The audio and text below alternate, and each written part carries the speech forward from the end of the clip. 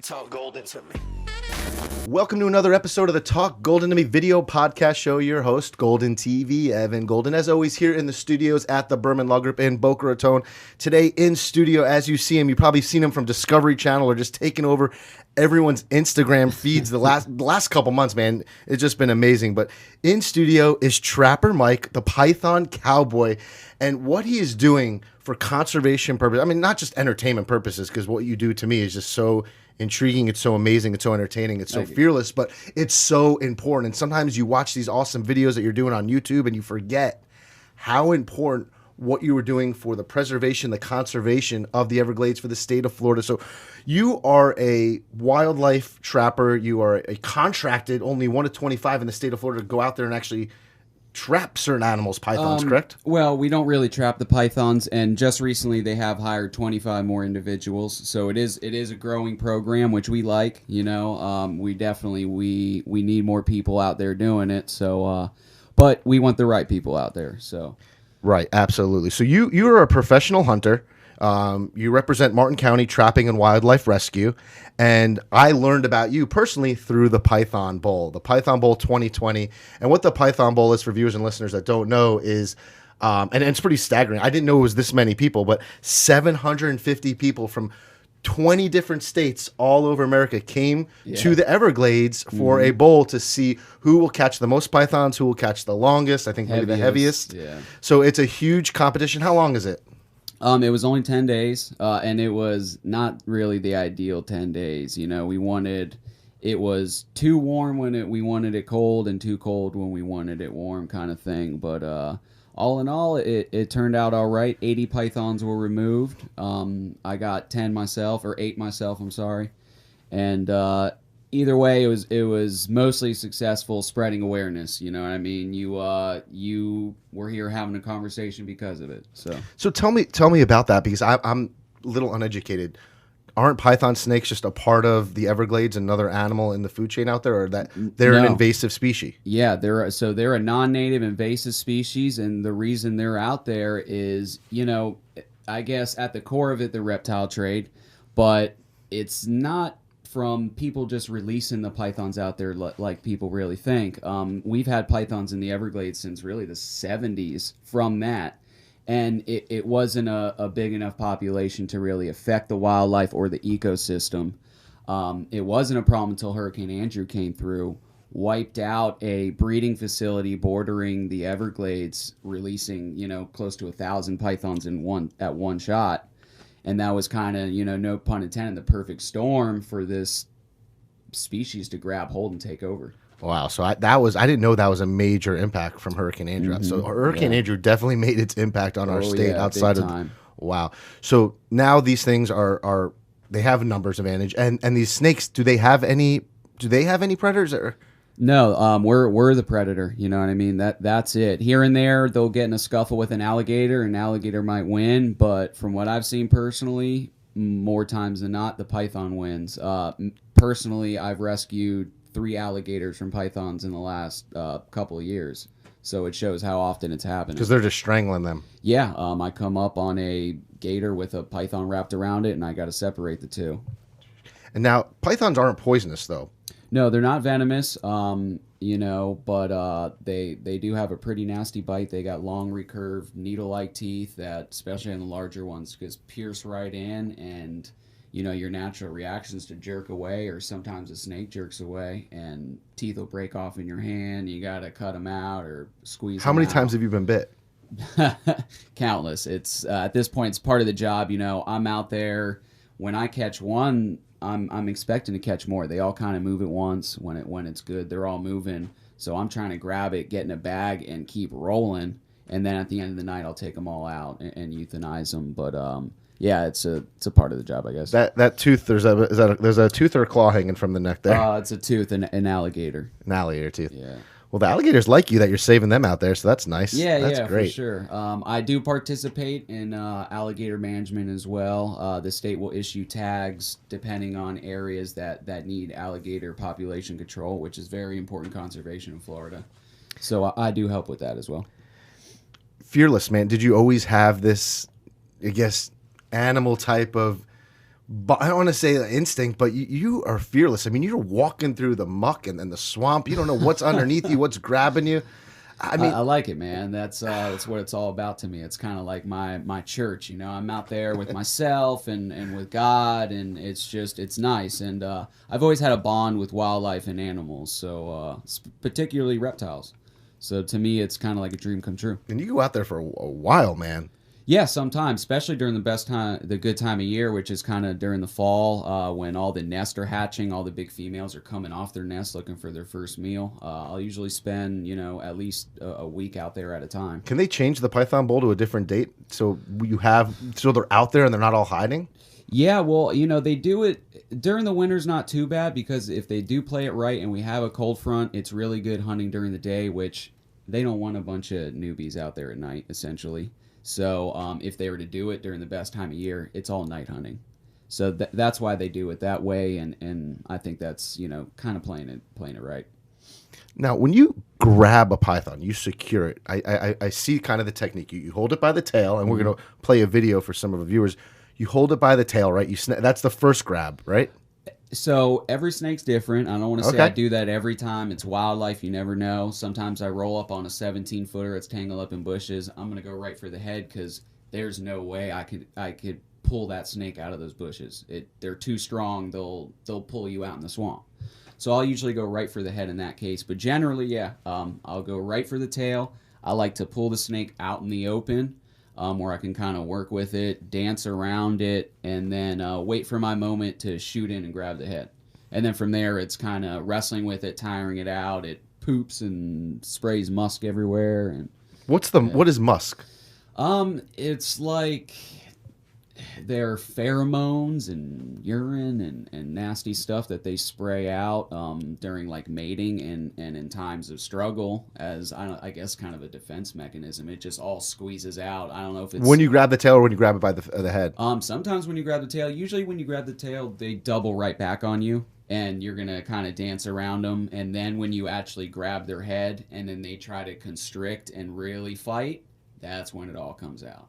And it's funny because I swear to you, they hold it and wait till they can get it on you. You'll be wrestling with them for 5-10 minutes, and that one moment where you let go of the tail and let it get on you, it's all coming out. What does the musk smell like, if you could describe the musk of a python? There's really no describing it. Horrible? It's bad, huh? It smells like money. Man, this is wild stories. I mean, when you're grabbing him by the head, though, I feel like a finger's always like right by the mouth because it's close there. You got to tuck that pinky and thumbs in there. You're going against your instincts. You're putting your hand where it don't belong, for sure. But it's if as long as you grab in the right place, it can't. It'll try and it'll get close, but you just kind of get the hang of it. And really, what happens is on the smaller snakes, they're quicker, they move around more, and you have a smaller of an area to grab. So they're the ones that get bit by all the time. Yeah, sometimes you think that the bigger the easier. That's interesting. The bigger's definitely easier for sure. Prevention. But if you get bit, it's a lot worse. Now, is there like a telltale sign? Because I see when you're holding kind of by the tail, is there a telltale sign when a snake is about to strike? Because it seems like you're always one little step ahead of the strike. It's all about reading their behavior. With reptiles, even more than any other animal. But with wildlife in general, it's all about reading behavior. When I train my dogs, every day I'm constantly reading their behavior, and I'm 10 steps ahead of them. You got to be. And especially with snakes, you can see they're only going to strike when they're coiled up. They usually double up on themselves, and you can really kind of just read their body language. Now, this is what I couldn't wait to ask you this, because these snakes look like it was strangling your arm so tight, and your fingers, you were numb, turning colors I've never seen before.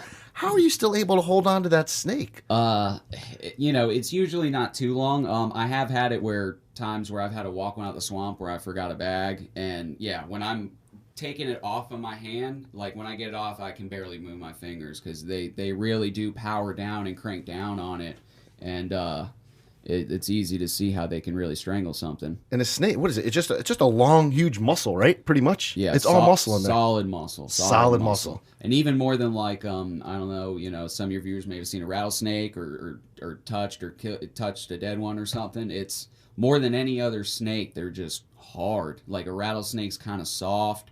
they're just rock hard, solid muscle. And I'm 150 pounds soaking wet. These 17-footers, they're 150 plus pounds, solid muscle. So really got to be careful, and you really got to use their weight against them, and make sure you don't tire out before they do.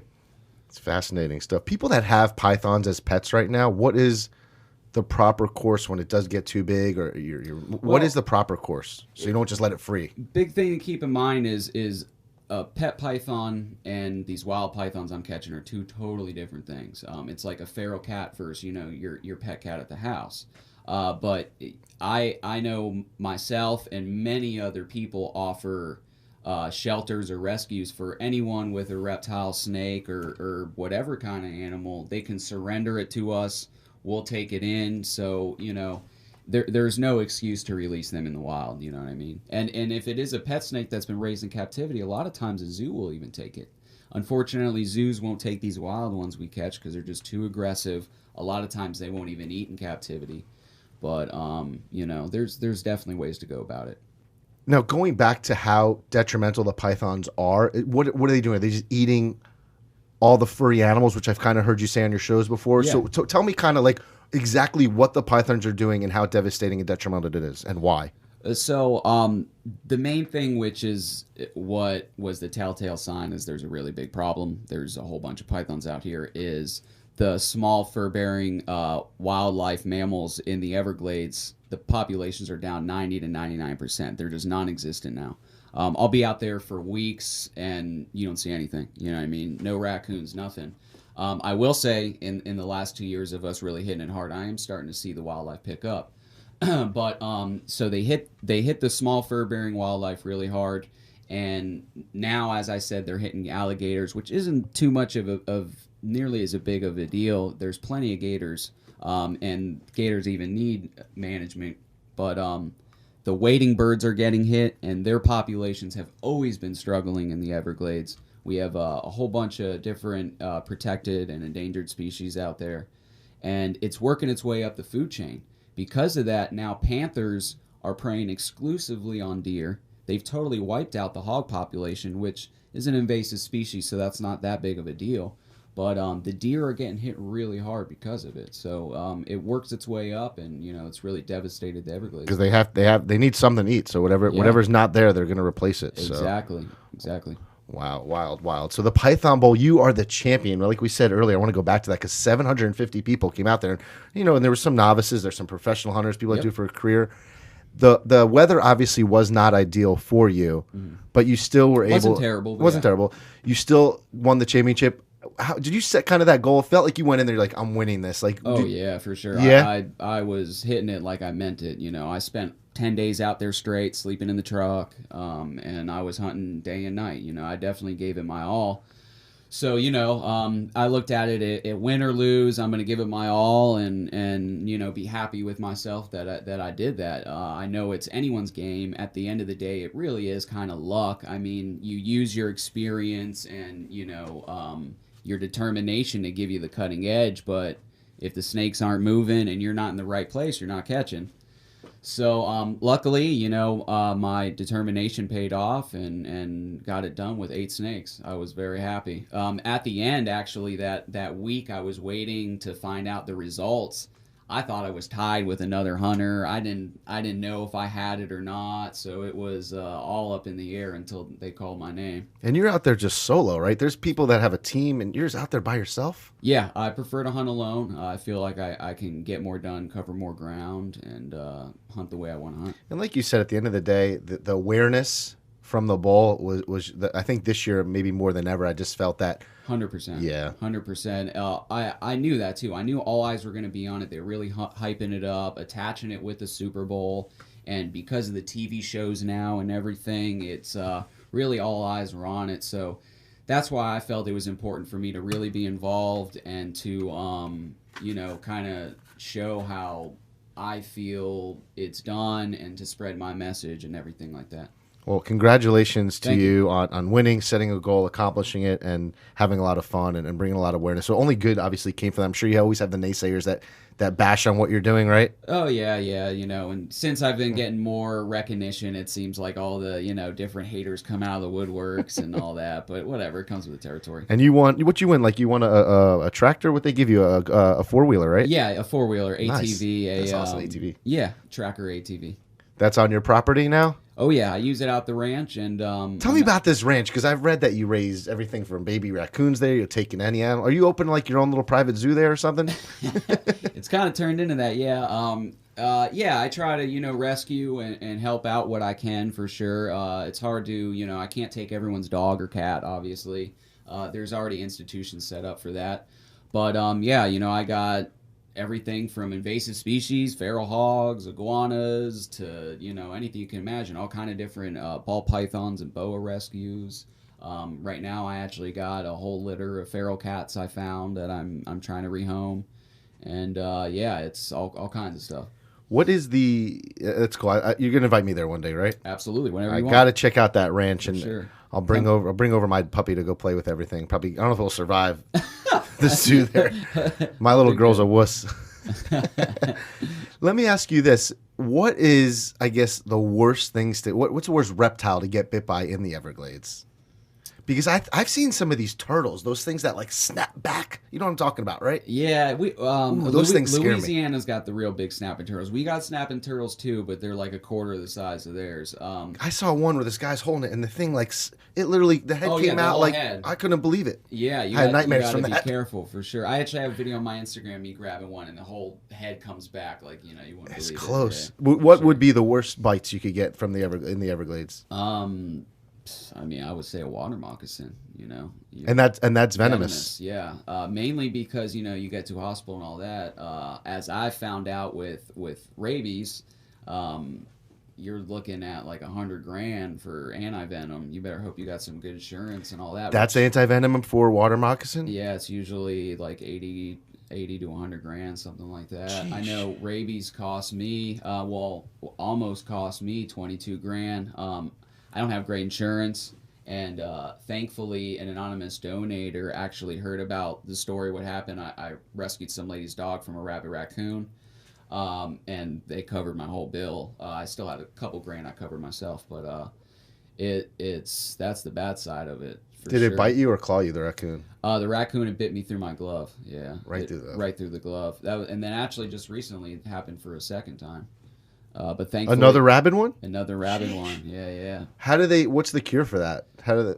A series of shots. The first time you go in, it's like nowadays I think it's like 5 shots maybe, and after that you're good for a few years. You just get a booster shot if it does happen again. You've never been bit by a venomous snake, though, have you? No, I haven't. Knock. Yeah. I deal with it all the time with my dogs when we're out hunting. It's happened, maybe four or 5 times or so. A dog got bit? Yeah, because I have a pack of dogs I train. I also use to hunt and capture invasive species.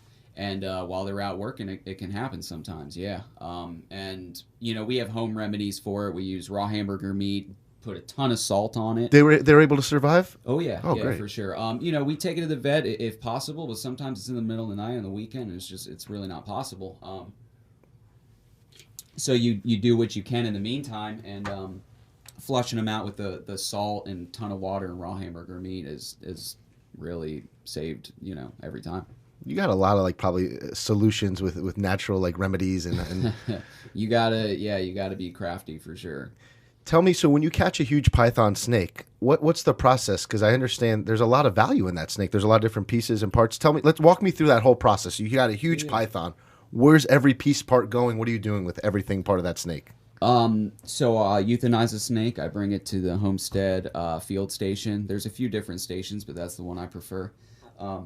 Bring it there. They measure it. They weigh it. We sex it, and then they pay me my bounty, which is a direct deposit. Used to be cash, now it's direct deposit. From there, I am giving the snake back. I take it to my ranch where I will personally process it. Skin it out. I peel the skin off and scrape the skin. If it's a really big snake, like a 16-footer, it could take me 3 hours or so. Sometimes you got to peel the skin off using my truck even.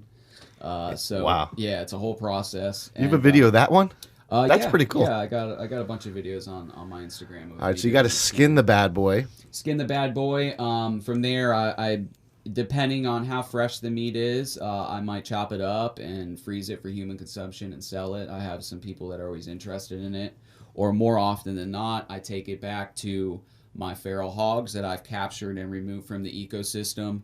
And I have a big pen facility where I fatten them up on it, and then I sell them as livestock. Then I freeze the skin. I actually salt it, roll it up, freeze it, and then I get it tanned. And then I get it made into leather products.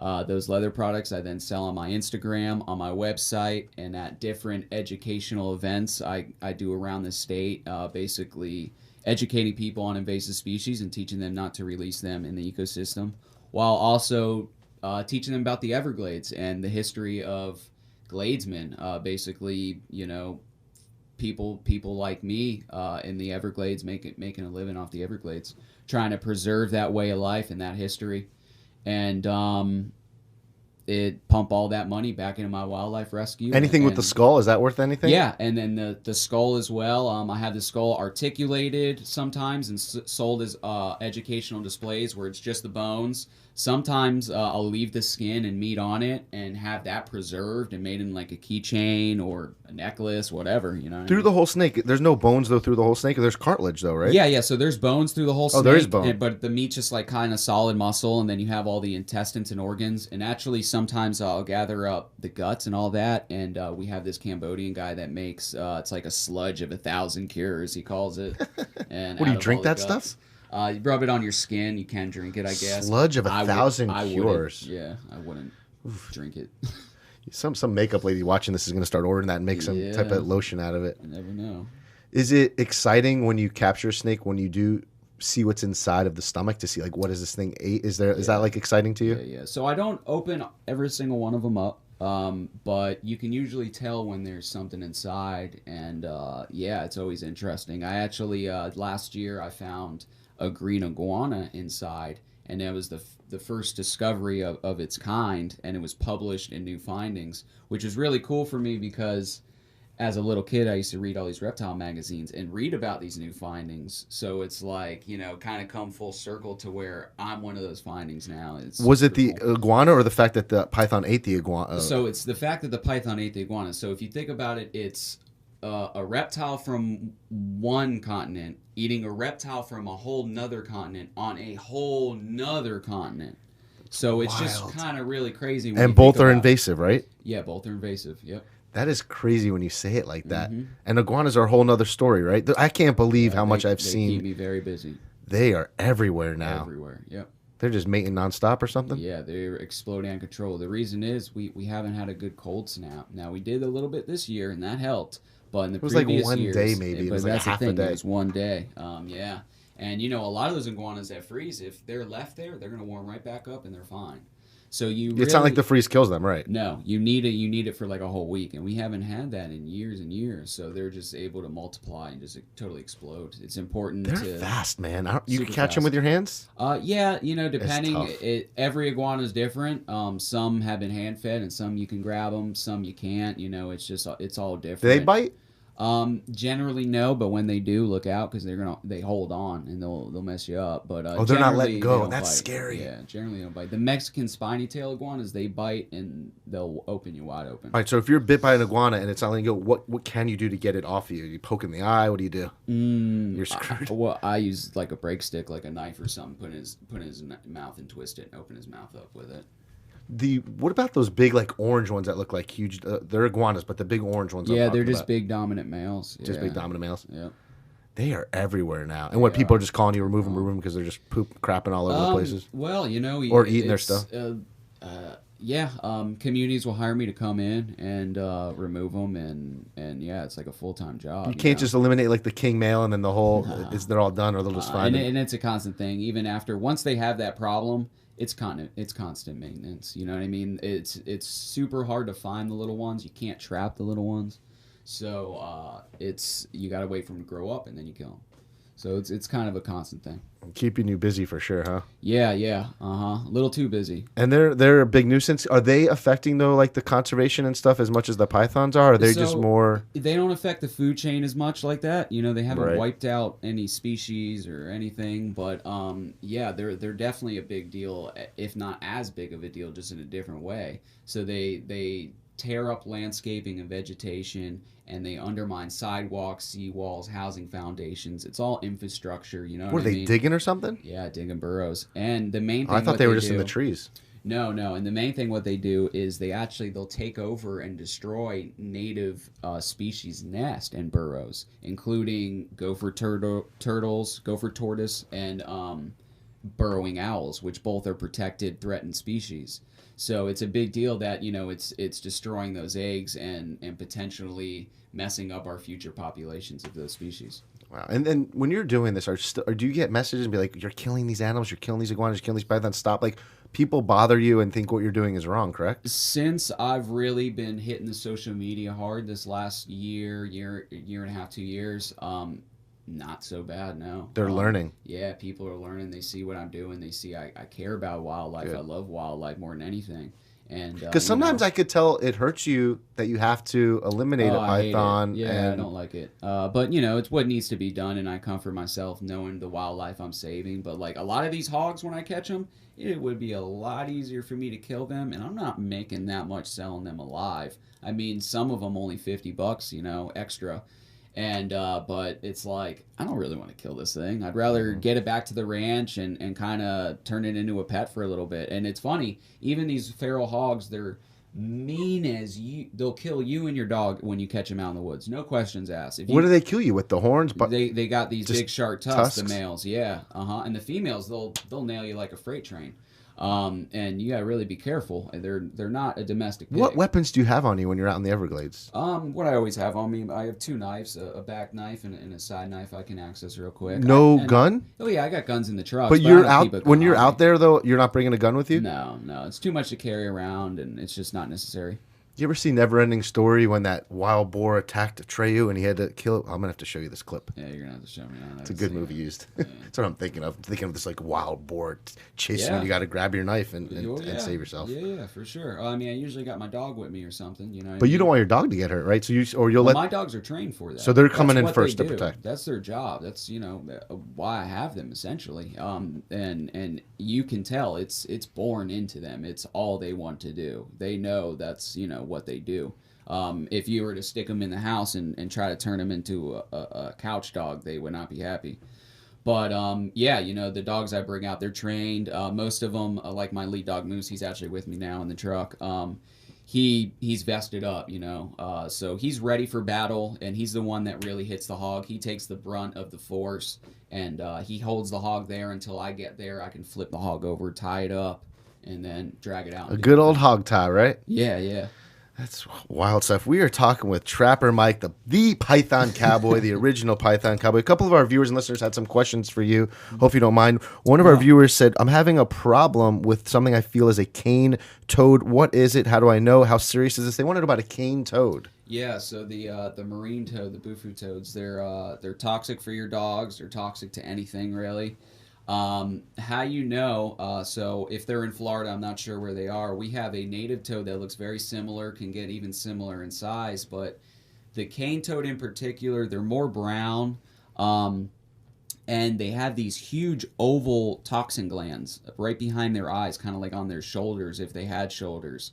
And they'll actually produce a white milky substance if you ever touch them or they're agitated. And you can mainly tell by that, and also they get pretty larger than any native toad, essentially. So, Are they invasive? They are invasive species. Yeah, they're actually released on purpose to control pest in the cane fields, the sugar cane get fields. the name cane toad. There Yes. you go. Same thing in Australia, where they're even bigger of a problem. And in Australia, they didn't even eat the beetles that they were supposed to eat, I guess. So, Wow. And it's just boggling in my mind how many invasive species there are. I mean, yeah. how many is the list just in Florida pretty long? We're the invasive species capital of the world for sure. It's insane. Thousands, plants, animals. We got monkeys. Because it's Monkeys conducive, with right? herpes, you know. Is it because it's the weather and, Yeah, and the land? you got Miami. We're a big, central hub of where everything comes in through us to the United States, and it essentially stems from the old cocaine days. You know what I mean? All these old drug lords, they glorified having these exotic animals, these exotic reptiles. So it was just, they were importing all this stuff, and the business was booming. And you had all the big breeders and importers down here in Miami, bordering the Everglades. All right, we have another question from one of our viewers and listeners. It's from Stacy. She said, I know that you love owls. I saw a picture online of an owl that had huge, long legs. Is it true that owls really do have long legs? Yeah, they do. It's usually covered by their feathers and everything like that. We rescued a great horned owl, which is I know the largest owl in definitely Florida. I don't know about the United States or not.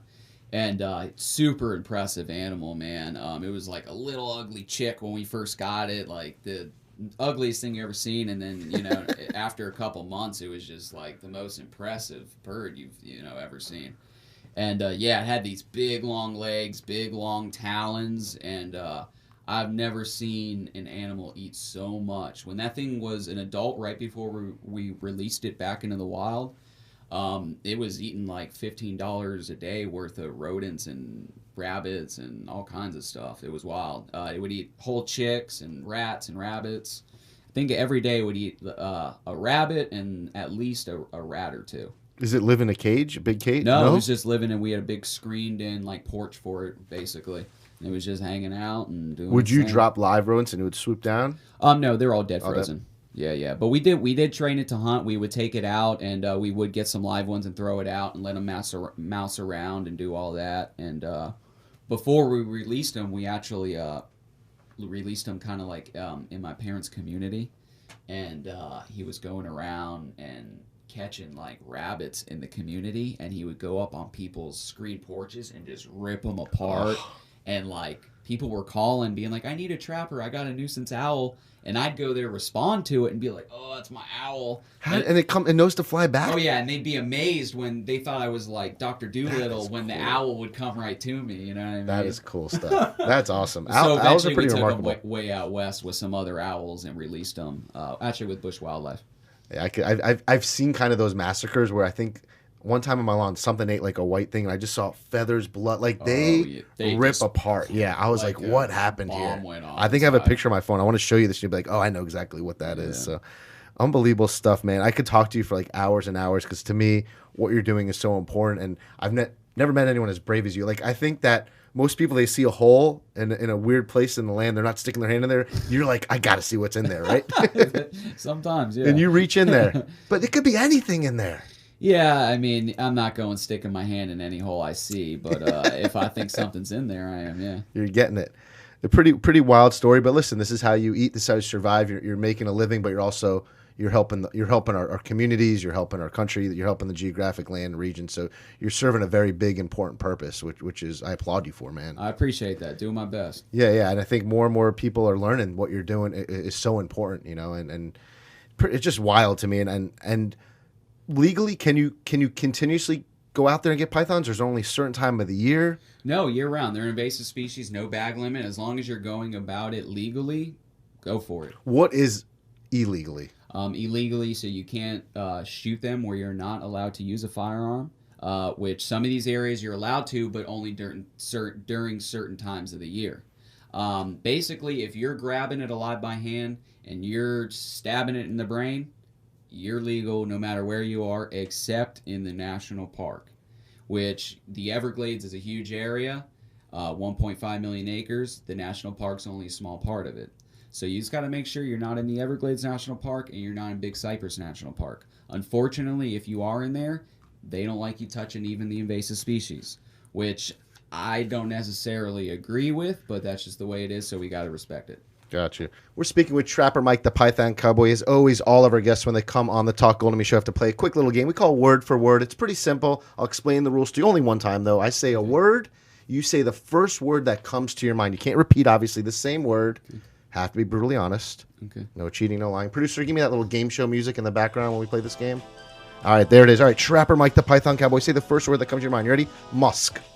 Python. Swamp. Truck. Iguana. Mango. Marsh. Duck. PETA. Bat. Mud. Boot. Honey badger. Badass. Savage.